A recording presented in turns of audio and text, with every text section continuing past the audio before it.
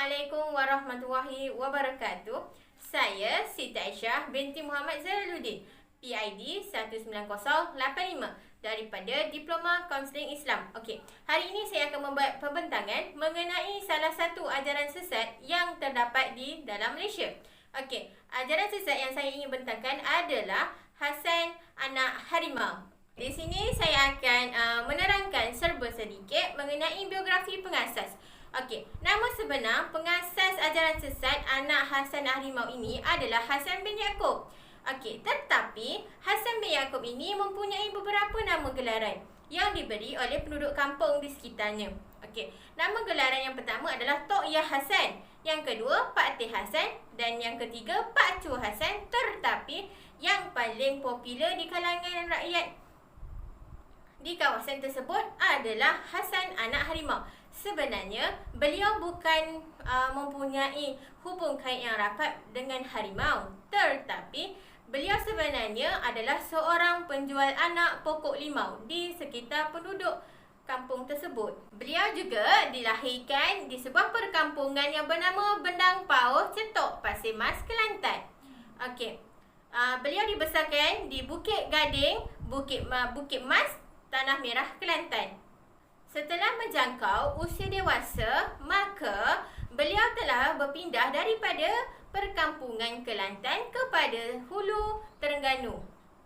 Okey, beliau menetap di Batu 13, Kampung Tenang, Jalan Kerawak, Hulu Besut, Terengganu.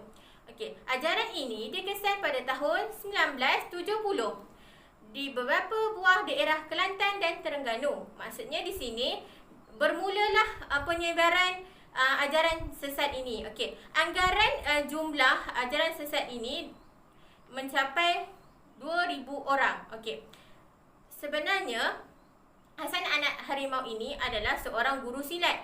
Maka dari situlah pengikutnya mula berkembang dan menjadi ramai dari hari ke hari. Dia mempunyai 4 orang anak murid kanannya. Anak murid kanannya berpendapat bahawa setiap kata-kata yang dilontarkan daripada mulut Hasan anak harimau ini adalah satu kata-kata kemuliaan, satu kata-kata keagungan yang perlu diikuti. Okey, antara nama anak murid Hasan anak harimau ini adalah Haji Ya bin Haji Ali yang menetap di Bacok, Kelantan. Yang kedua ni Halim, juga duduk di negeri Kelantan. Okey, yang ketiga adalah Yusuf bin Awang yang juga duduk di Kampung Tok Kah, Dungun, Terengganu. Dan yang terakhir Sulaiman bin Tarib Malim Nawar di negeri Perak. Di sini saya mahu menjelaskan beberapa ciri-ciri kesalahan yang terdapat dalam ajaran sesat Hasan anak harimau. Okey, yang pertama, gurunya berada di mana-mana sahaja makhluk berada. Maksudnya kat sini tak kisahlah apa-apa makhluk pun yang ada dekat atas muka bumi ini, di situ jugalah ada guru-gurunya.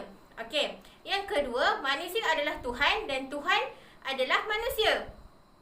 Dan seperti kita sedia maklum bahawasanya Tuhan itu Maha Esa. Tuhan itu tiada persamaan dengan mana-mana makhluk yang ada di bumi ini. Okey. Dekat situ dah jelas bahawasanya ajaran ini jauh dah tersasar dengan landasan yang sebetulnya.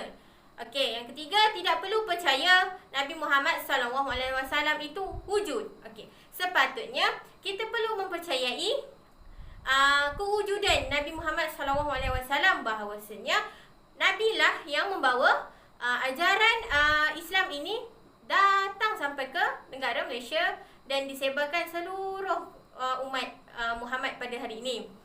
Hasan anak harimau juga mempunyai pegangan ataupun pendapat bahawa dia adalah mempunyai kuasa untuk melantik mana-mana anak murid di kalangan orang yang ada dalam ajaran sesatnya itu untuk menjadi seorang waliullah, dan dia boleh sewenang-wenangnya meletakkan darjat seseorang itu mengikut kehendak hatinya sendiri. Okey, yang seterusnya lagi, beliau mendakwa dirinya diresapi roh Nabi Muhammad SAW.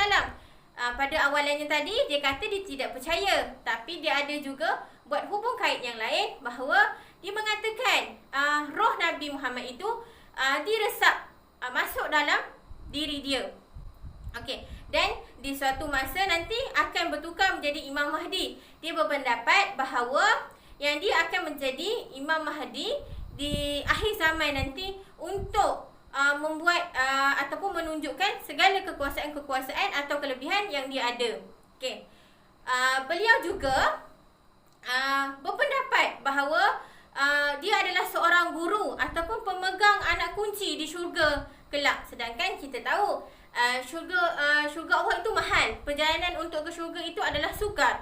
Jadi syurga itu milik Allah, rahsia Allah. Kita tidak boleh sewenang-wenangnya mengatakan kita adalah pemilik kunci syurga tersebut.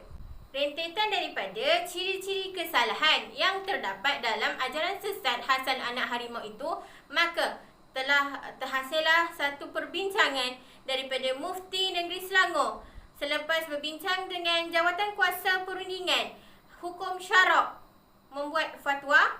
Yang pertama, ajaran tarikat Zikrullah Hasan anak harimau dan Ayah Pen didapati menyeleweng daripada ajaran Islam yang sebenar. Maksudnya dia telah lari daripada landasan Islam yang sebenar.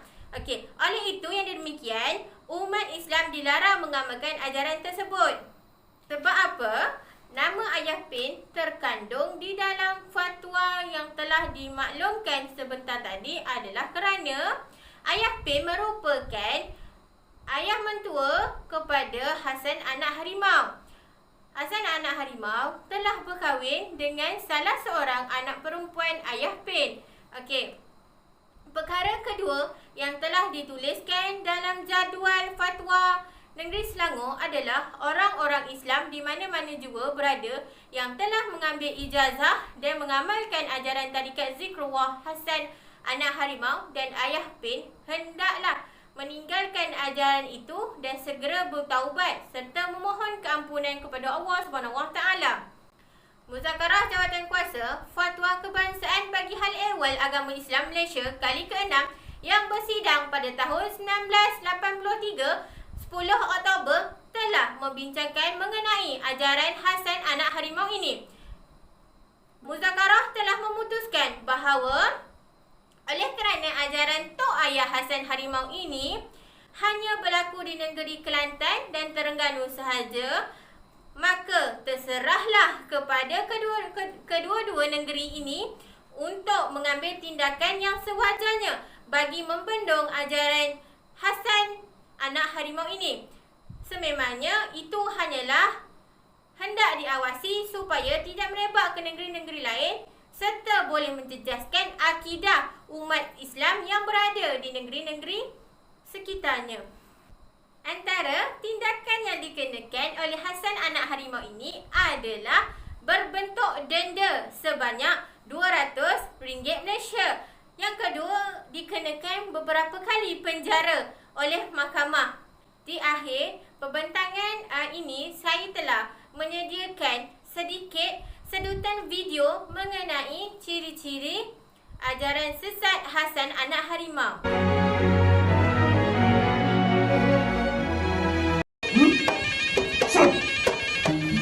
Dua, tiga, empat.